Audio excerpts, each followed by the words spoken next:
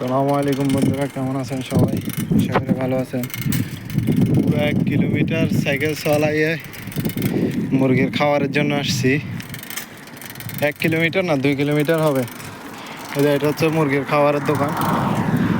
মুরগি আনছি কালকে, দেখাই নাই, ভিডিও করা হয় নাই, সেই জন্য রাতের বেলা আনা হয়েছে। এই সাইকেলটা নিয়ে ওইখান থেকে আসছি মুরগির খাবারের জন্য।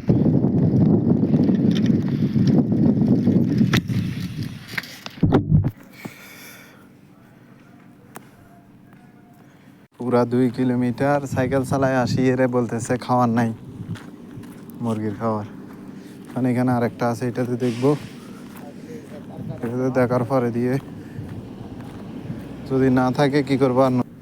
এতটুকু আসার পরেও যদি অবস্থা হয়, এখন আবার চলে যেতে হবে, আবার পরে আসতে হবে। ঠিক আছে, আজকের জন্য এতটুকু। আল্লাহ হাফেজ, আসসালামু আলাইকুম।